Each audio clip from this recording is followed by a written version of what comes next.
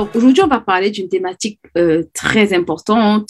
On va parler d'une thématique couple et finances. On va voir dans le couple, que vous soyez marié ou pas, c'est une thématique qui vous touche, d'accord?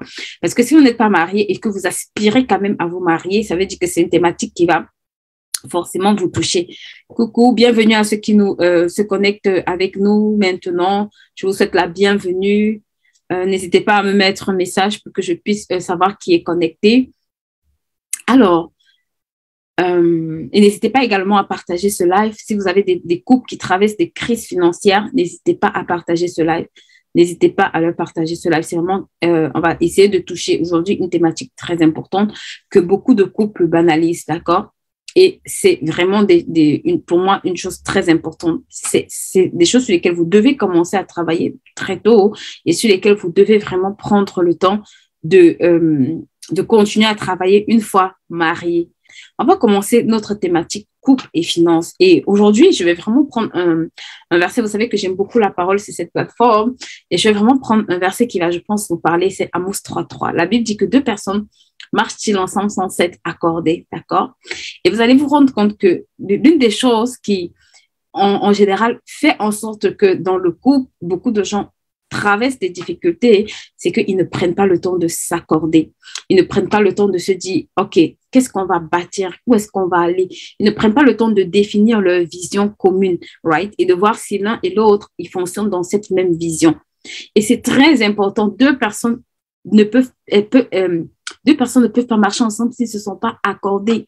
Donc, les sujets de discorde que vous avez ne viennent pas du hasard, d'accord? Les sujets de discorde que vous avez aujourd'hui viennent, par exemple, du fait que peut-être dans vos temps de fréquentation, vous n'avez pas pris le temps de vous accorder sur un certain nombre de choses. Vous n'avez pas pris le temps de vous mettre en accord sur un certain nombre de choses. Et simplement, quand vous allez vous marier, vous allez vous rendre compte que ces points sur lesquels vous ne vous êtes pas mis en accord sont des réelles divergences que vous allez commencer, sont des réelles divergences auxquelles vous devrez faire face, d'accord? Donc, vous devez vous mettre en accord. Et dans le cadre de la gestion des finances dans le couple, l'une des choses sur lesquelles vous devez vous mettre en accord, c'est vraiment la vision. Vous devez avoir une vision commune. Si vous n'avez pas une vision commune, c'est qu'en réalité, vous n'allez pas bâtir, vous n'allez pas aller dans la même direction. Vous devez, à un moment donné, vous poser cette question-là. Où est-ce qu'on veut aller financièrement? Beaucoup de couples se préparent spirituellement, ils se préparent physiquement, ce qui n'est pas mauvais, c'est une bonne chose. Mais est-ce que vous vous préparez financièrement? Pour se préparer financièrement, vous avez besoin de savoir où est-ce que vous allez, où est-ce que vous voulez aller. D'accord? Ça veut dire qu'il faut que vous asseyez et que vous définissez votre vision. Où est-ce que vous allez? Ce n'est pas le hasard. On n'accomplit pas les choses par hasard. C'est parce qu'au départ, on veut les accomplir, qu'on travaille pour les accomplir. Donc, la chose qui est très importante et que vous devez vraiment intégrer, c'est où est-ce qu'on veut aller. Ça veut dire qu'en tant que couple, vous ne pouvez pas fonctionner de façon harmonieuse si vous ne définissez pas où est-ce que vous voulez aller. Si vous ne fixez pas le cap pour vous dire, on va à cet endroit, on veut arriver à cette destination, il vous sera très difficile d'être en accord sur une grande partie des points. Pourquoi? Parce que vous devez faire ce travail. Deux personnes marchent ensemble sans s'être accordées. Vous devez vous accorder. Ça veut dire que vous devez parler le même langage. Vous devez être OK sur les projets que vous voulez réaliser ensemble. Vous devez être OK sur la façon dont ces projets-là vont se réaliser. Vous devez être OK sur un ensemble de choses qui concernent les projets que vous voulez mettre en place. D'accord? Donc, la notion d'accord est non négociable quand on parle de couple. Pourquoi? Parce que ça fait partie vraiment de l'un des principes, l'unité. D'accord? Si vous êtes unis, ça veut dire que vous serez d'accord. Si vous êtes unis, ça veut dire que vous serez OK pour ce que vous allez décider. Ça veut dire que l'une des bases, c'est que vous apprenez à communiquer. OK? Et c'est le point aujourd'hui qu'on va voir dans cette rubrique livre, couple et finances, 11 questions qui divisent les couples. D'accord? Je vais vraiment axer le point sur la communication. On va parler de ce livre-là.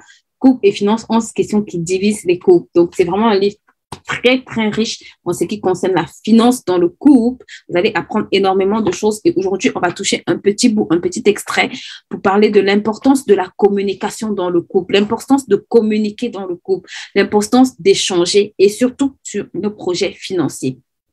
D'accord? Quels sont les points sur lesquels vous devez communiquer? Ça, c'est quelque chose de juste, wow. Je l'ai dit au début, votre vision. C'est vraiment la base. Vous devez vous accorder, voilà, sur votre vision. d'accord? L'homme et la femme doivent s'accorder pour poursuivre la même destination. Parce que si vous n'êtes pas en train de bâtir, si l'un va à gauche, l'autre va à droite, en réalité, vous ne serez pas en train de bâtir. Donc, vous devez vous accorder ensemble pour vraiment savoir où est-ce que vous voulez aller, où est-ce que vous voulez arriver. C'est extrêmement important et c'est quelque chose qui va vraiment vous aider. Donc, c'est la première des choses sur lesquelles vous devez vous accorder en matière de communication. Et ça sous-entend que vous devez travailler à avoir des temps de communication, d'accord? Pour définir sa vision, on ne va pas juste le faire autour du manger, on ne va pas juste le faire quand on est avec les enfants, non. Ça demande de se poser. Avant, si vous êtes encore peut-être en cheminement, faites-le avant. Prenez des temps, prenez des rendez-vous où vous allez véritablement vous asseoir et discuter des projets, des plans que vous voulez avoir dans votre vie financière. Si vous êtes déjà marié, cultivez et gardez cette habitude-là. Ça veut dire, ayez des temps où vous décidez, OK, on va se mettre au calme et là, on peut vraiment discuter des sujets qui concernent nos finances. On peut discuter, parler finances à tête reposée, pas juste quand on est en train de manger, on va se dire 2-3 mots, pas juste quand on est en train de s'occuper des enfants, non, mais c'est vraiment des temps où on va se poser. Pourquoi? Parce qu'on va aborder certaines choses très importantes que je vais toucher ici. Et l'une des premières choses, c'est qu'on va parler argent. Qui dit vision, dit argent aussi. Pourquoi? Parce qu'il faut de l'argent pour accomplir également votre vision, d'accord? Il faut que vous parlez argent. Ça veut dire il faut que vous définissiez, OK, pour notre vision, il nous faut combien? D'accord? Ça veut dire qu'il faut que vous vous mettiez à planifier. Une fois que vous avez la vision, la deuxième étape, c'est la planification. Dans la planification, vous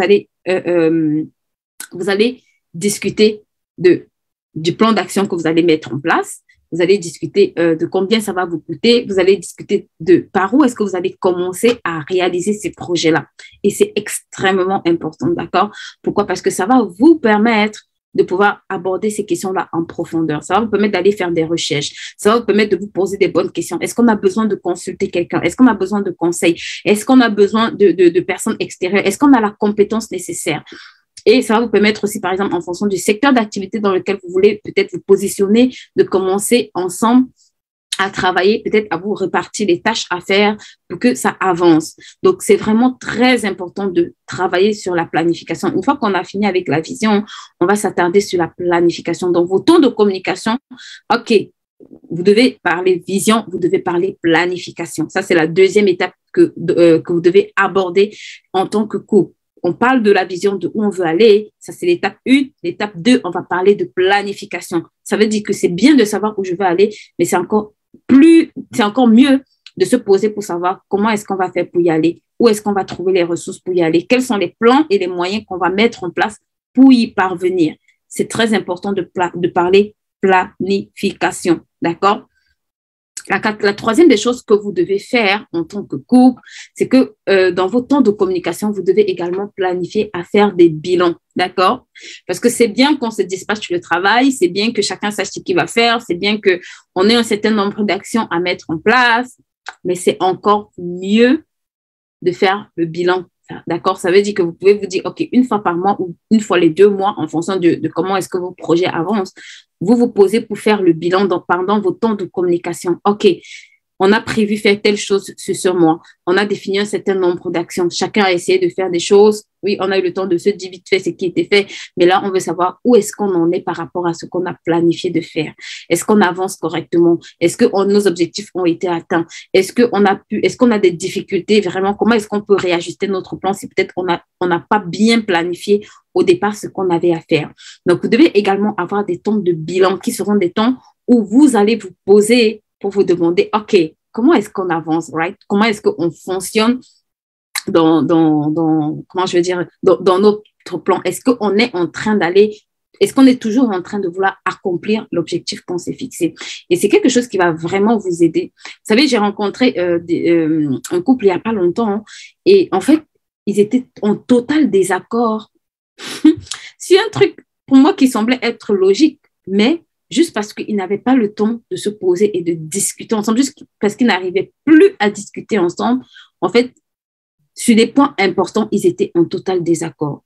Ça veut dire que l'un, en fait, mettait de l'argent de côté pour pouvoir acquérir un bien immobilier et l'autre trouvait que c'était totalement absurde. Donc, vous ne pouvez pas être dans un couple, l'un veut acheter et l'autre, en fait, trouve que ce n'est pas le moment, c'est totalement absurde. Vous allez forcément avoir des en fait, vous allez forcément être en train de mener des actions non planifiées qui n'est pas en accord avec votre vision. Et du coup, vous ne pouvez pas faire ces temps de bilan parce que simplement, pendant vos temps de bilan, vous n'avez rien à vous dire. Vous n'avez rien planifié dès le départ. Vous n'allez pas dans la même direction. Et donc, vos temps seront extrêmement platoniques, sinon inexistants.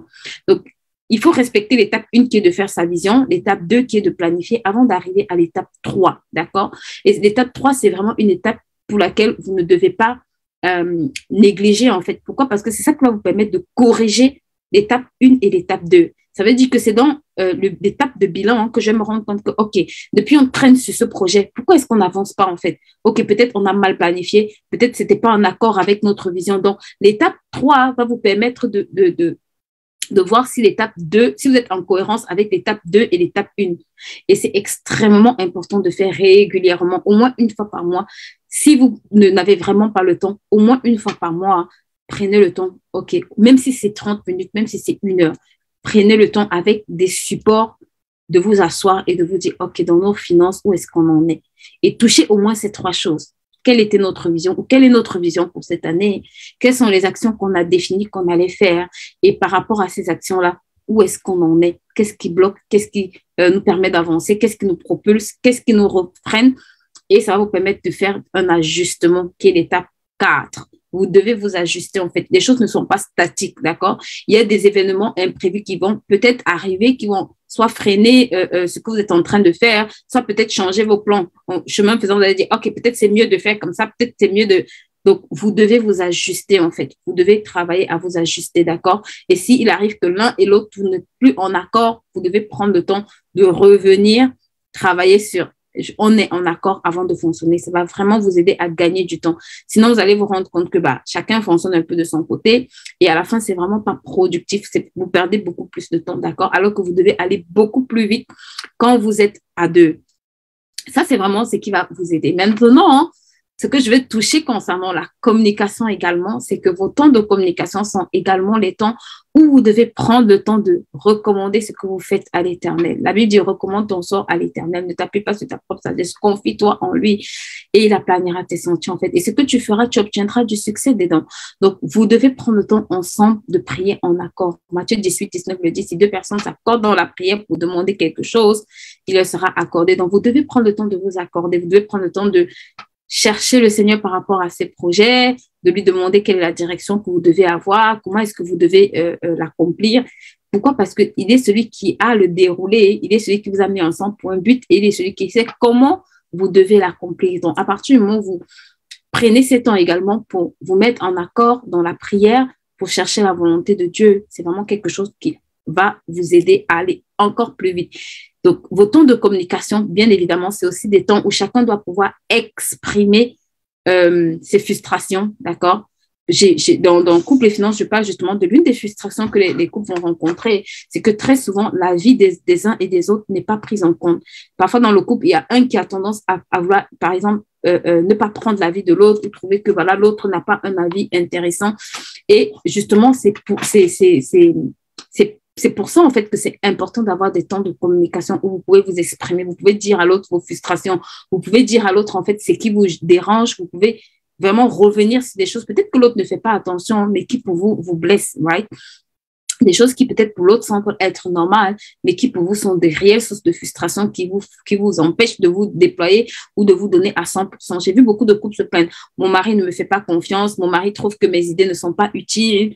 Pourquoi? Simplement parce que vous allez vous rendre compte que dans une majorité des cas, ils ne s'asseyent pas pour discuter ensemble. Ils ne prennent pas le temps de discuter ensemble en profondeur sur ces thématiques-là. C'est des idées qui vont sortir comme ça. Et puis, on ne prend pas le temps de vraiment comprendre ce que l'autre dit ou alors de vraiment comprendre qu'est-ce que l'autre ressent, en fait.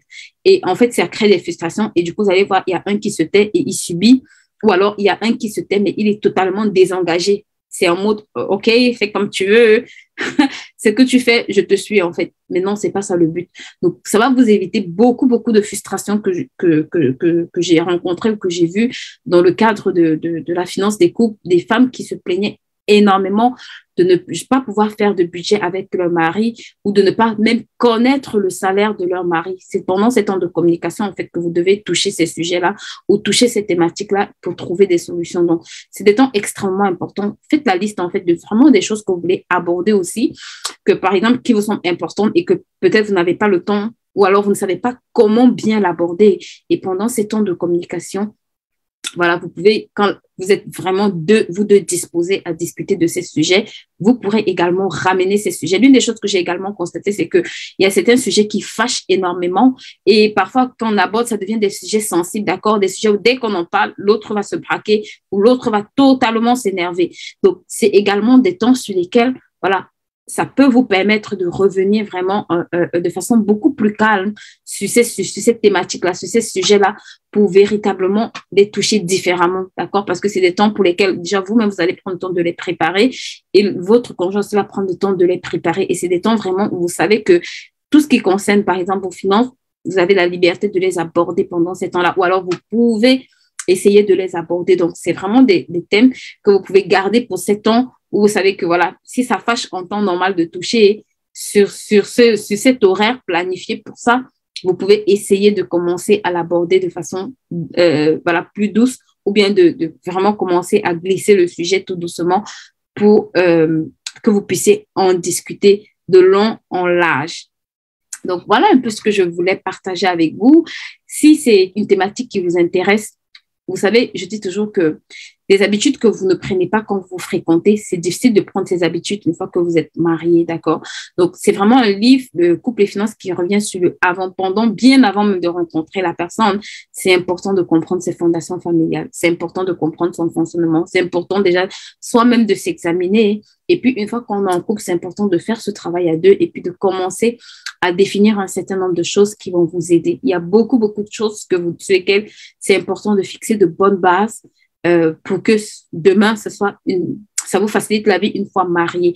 Et quand vous êtes marié et que vous n'avez pas eu le temps de faire ce travail, ce n'est pas trop tard. Vous pouvez encore trouver des techniques de le faire aujourd'hui. Mais encore faut-il vouloir vraiment travailler sur cet aspect-là. C'est l'une des 5 causes de divorce. Donc, énormément de personnes divorcent et les études montrent que juste 1/3 de ces personnes prennent le temps de discuter des sujets finances en profondeur avant de se marier. Ça veut dire que 2/3 des personnes qui se marient ne connaissent vraiment pas grand-chose de la gestion financière dans un couple. Donc, demain, c'est des choses qui vont créer énormément de problèmes ou bien qui peuvent les créer énormément de problèmes ou qui peuvent amener des tensions au sein du couple. Et dans certains cas, ça amène au divorce. Donc, c'est vraiment une thématique sur laquelle on doit faire attention. C'est vraiment une thématique sur laquelle on doit se préparer. C'est vraiment une thématique sur laquelle même, voilà, on doit prendre la décision de se dire, OK, je ne vais pas fonctionner selon ce que moi je veux parce que vous fonctionnez comme vous voulez, monsieur fonctionne comme il veut et vous deux, vous essayez de trouver une façon de fonctionner commune. Non, il faut que chacun d'entre vous, vous acceptiez de laisser votre façon de faire pour qu'ensemble, voilà, vous ajustez sur la bonne façon de faire pour que ça fonctionne, d'accord? Tant que chacun reste sur ses positions, vous allez vous rendre compte que vous prenez régulièrement la tête. À un moment donné, il faut faire le choix de dire, OK, j'ai eu ma façon de fonctionner, j'ai été moulée dans une famille, dans un environnement qui fonctionnait comme ça, et pareillement pour toi. Maintenant, il faut qu'on trouve une base commune. Et c'est là où c'est extraordinaire, parce que si vous laissez justement que si vous trouvez votre base commune de fonctionnement, vous allez vous rendre compte que c'est beaucoup plus simple pour vous. Et dans la plupart des cas, sincèrement, je vous recommande de fonctionner comme la Bible le veut. Vous allez vous rendre compte que c'est Dieu qui a créé le mariage, c'est Dieu qui est l'instituteur du mariage. Donc, si vous acceptez, si vous laissez de côté votre façon, OK, je sais, je ne sais pas, et que vous laissez qu'il vous enseigne, vous allez vous rendre compte que les choses vont être les choses vont progressivement s'améliorer et c'est extrêmement important parce que parfois, on a une façon de faire, on se dit que c'est la bonne, l'autre a une façon de faire, il se dit que c'est la bonne et puis chacun essaye, sans le savoir, d'imposer sa façon de faire à quelqu'un d'autre. Il faut revenir à des standards divins, d'accord? Il faut accepter revenir à des standards divins. Donc, c'est ce que je voulais partager avec vous aujourd'hui dans la rubrique Finances et couple. Les livres sont disponibles sur notre plateforme. Vous pouvez nous contacter. On se fera un plaisir de vous livrer. On livre en France, en Europe d'ailleurs, en Amérique et en Afrique. En Afrique, on livre au Togo, au Burkina, au Congo, au Cameroun, au Tchad et en Côte d'Ivoire pour l'instant. Donc, si vous êtes dans un de ces pays-là, on se fera un plaisir de vous acheminer votre livre. Et pour tous ceux qui sont en Europe et en Amérique, on livre également dans ces pays-là. Donc, n'hésitez pas à nous contacter. Et je vous dis à mercredi. Mercredi, on va toucher une thématique super importante pour tous les porteurs de projets, pour toutes les personnes qui ont des projets et qui se demandent comment est-ce qu'avec une seule idée, je peux générer 5 sources de revenus ou générer plusieurs revenus. Ne manque pas le live de mercredi. On va voir comment, juste en partant d'une idée, on peut arriver à greffer 3, 4, 5, 10, 15 idées juste en partant d'une idée, right? On va voir comment c'est possible et c'est possible. Je veux vraiment que tous les porteurs de projets de cette chaîne, que vous puissiez vous dire, OK, j'ai commencé par l'idée 1, mais il y a au moins 10, il y a 15, il y a 20 idées que je peux explorer et exploiter juste avec cette idée-là. Donc, si vous n'êtes pas encore abonné sur cette chaîne, nous sommes désormais disponibles sur YouTube, TikTok et Instagram. N'hésitez pas à vous abonner sur cette chaîne et on se fera un plaisir de poster le contenu qu'on partagera avec vous. Je vous souhaite une excellente journée. Au revoir. Est-ce que vous avez des questions? Je vais voir si vous avez des questions. Entre-temps, on va déclarer que notre mois de juin est béni, right?